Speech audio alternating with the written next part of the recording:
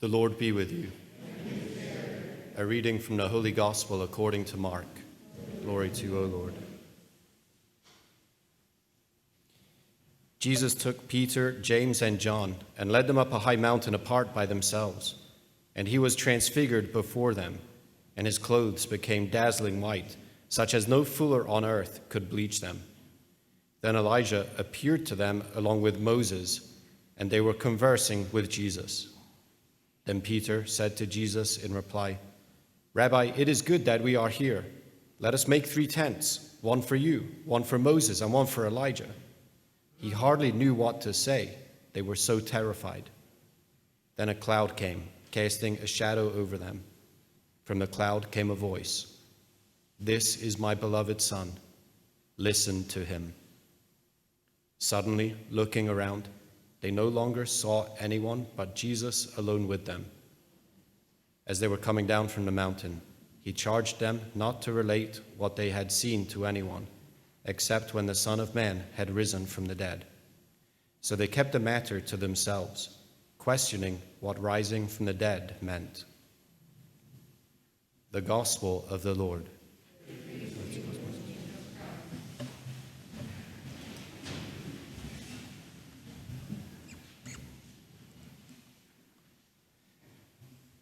Yeah, it's a powerful gospel passage. It's always this second Sunday of Lent, we hear the Transfiguration. And I don't exactly know why. I'm working on it, though. So you get the fruit of my labors here in trying to understand why it is we celebrate the Transfiguration this second Sunday of Lent. And it's not like there are not answers. I just don't like them. So it's like, surely that's not it. That doesn't satisfy. But there are any number of important things for us to pay attention to in this gospel passage. I am somewhat distracted by the way the passage closes, because it's clear. Coming down from the mountain, Jesus says to them, "Don't tell anyone until the Son of Man is raised from the dead." He's talking about his own resurrection. And the disciples are like, what does rising from the dead mean? Right, we don't know, what does that mean? And I'm distracted on it. I'll give you a point or two, is that no one ever expected, say, the Messiah to rise from the dead. Even though that's like perhaps the central piece of the Christian proclamation in the early church. Go back to the preaching of the apostles. It's the Messiah, Jesus, raised from the dead. But no one was expecting it to happen. Why was no one expecting it to happen? Because the Messiah was not supposed to die, least of all at the hands of Israel's enemies. And here, the pagan Romans put him to death. That's the line, at least, right? So this doesn't make any sense. And even just, anyway, like I said, I'm distracted by it. I love talking about the resurrection.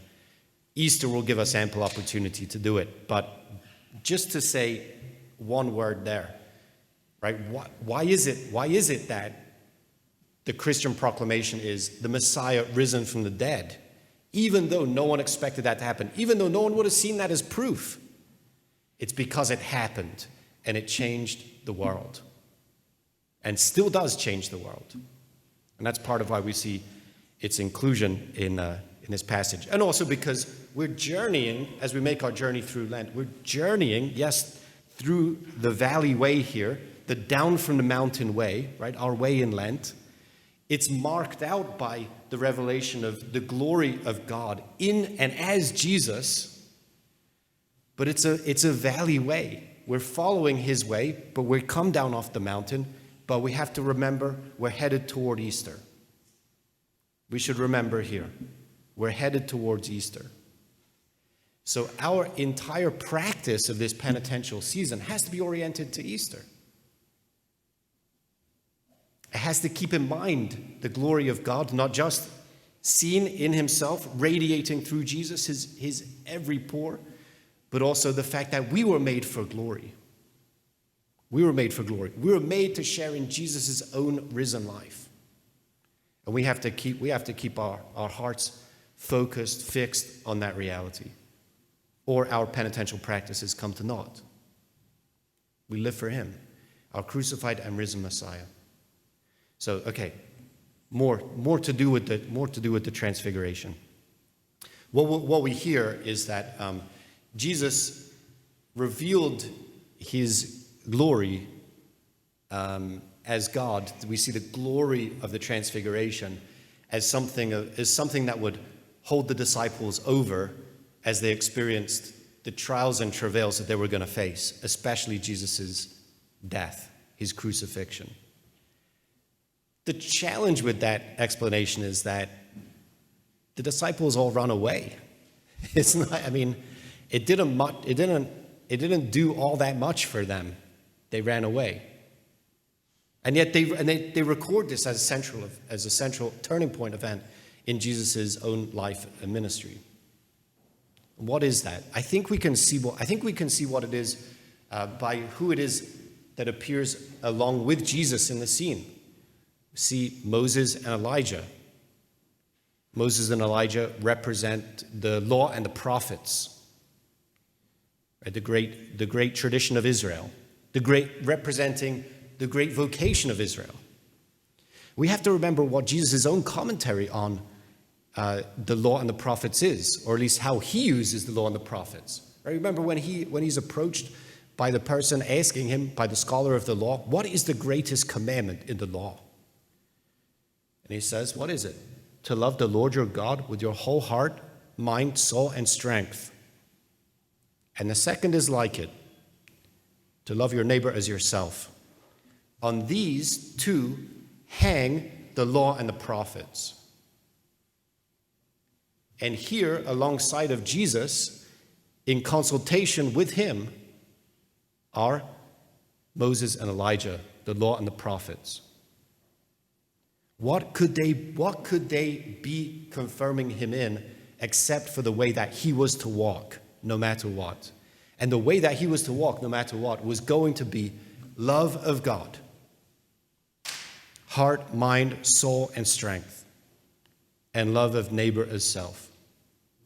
Jesus would come down off the mountain having communed gloriously with God to the point that he would radiate his glory even to his clothes shining brightly, such that no fuller on earth could bleach.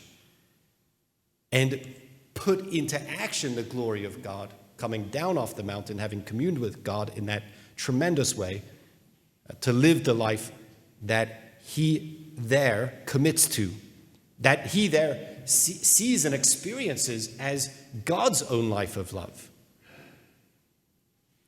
Which is, again, right? Love of God, love of neighbor as self. This is, my friends, the Lenten way. Did I miss a part? I didn't miss a part, because I can go back, right? So, no. No, don't go back. Yes. This is a marvelous revelation of who Jesus is. Why is it, in my estimation, why is it that Peter, James, and John have access to it? Right? One is, of course, the call. They're called. But two is, they're led up a high mountain apart from themselves. So they're led up a high mountain. Now, the mountain is a place of closeness to God. In the scriptures, we see that. And some of you may experience that yourselves, right? You say, yeah, I mean, I love going on hikes. I love reaching, the crest of the hill, the top of the mountain. There's something about that that's just so special. I feel close to God in those times. Yeah, that's right.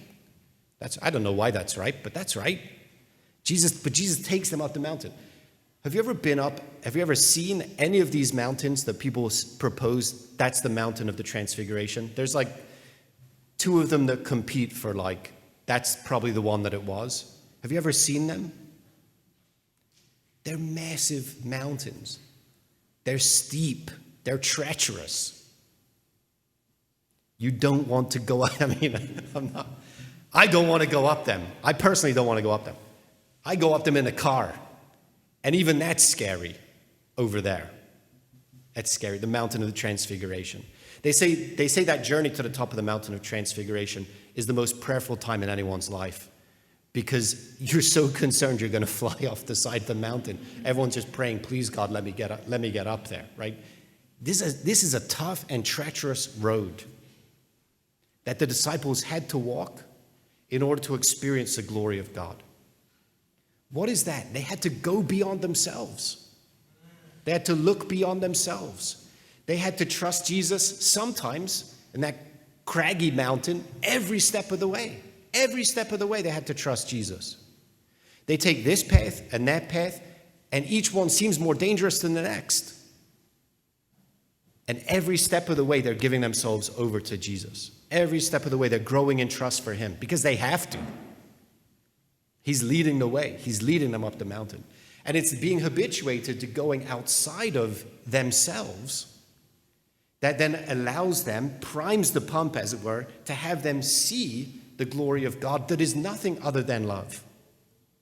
If they were all wrapped up in themselves, how would they ever see it? And more to the point, how would they ever be able to participate in it? And that's a big part of our Lenten journey as well. Yeah, we take on difficult penances so that we can grow in love of God, of neighbor, and true love of self, that we can experience conversion along all those lines. And it requires effort. Why? Because you have to go beyond yourself. Stay stuck in yourself. It's death. It's death. There's no way out.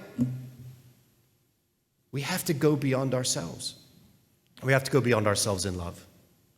Okay, now, Jesus, again, commits to that path of love sincerely, right? All the way through is Jesus' life.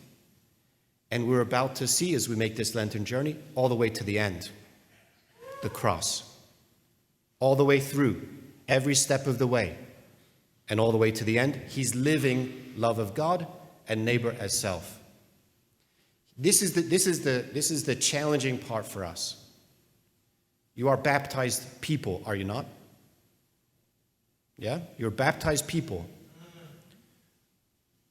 Jesus' own life of love is in you. It's in you. What is it going to look like? Now, I'm not saying, what do you want it to look like? What do you want? How do you want Jesus' life to take effect in you? That's not the question. The question is, how will the life of Jesus take effect in you? How does Jesus want his life to take effect in you?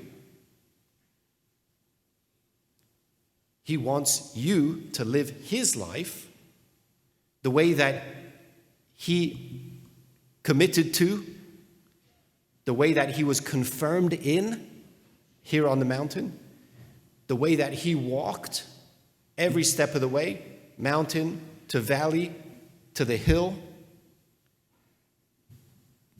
to the ground, and up again. He wants us to persevere in that way. And if it sounds impossible to live a life of love all the way through and all the way to the end, that's because it is. That's because it is. It's because you can't do it of your own strength. I can't do it of my own strength. It's only by going outside of myself and trusting myself to Jesus, following him every step of the way, that we can do it. And that is, it's the life. It's not, my friends, it's not a choice anymore. It's not a choice for us anymore. It's a compulsion. You have to. You have to. Because anything else for you is death. Anything else for you, anything other than the way of love that Jesus pioneers and calls us to persevere in with him, any other way is death for us. It's a dead-end street.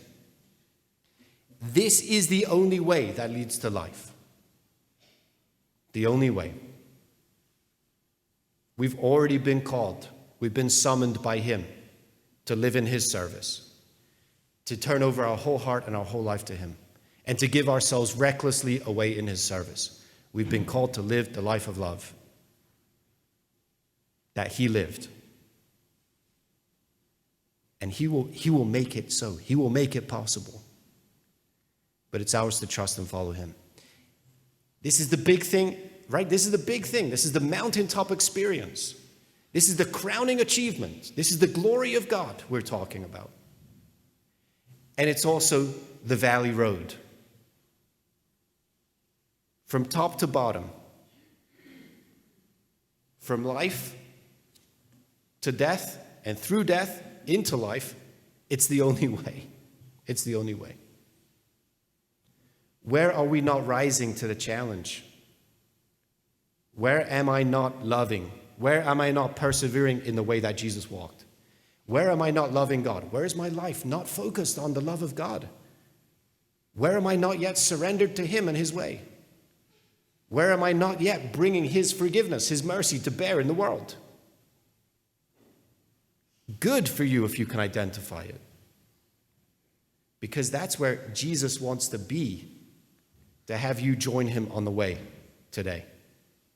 That's where Jesus wants to renew you today so that you can persevere in his way, in all things, in all things. And that's the whole point of Lent in the end, right, isn't it? That we're journeying with Jesus. We're journeying with Jesus. And he's done it all. He's done the impossible. And now it's ours through and with and in him to live into what is now possible for us.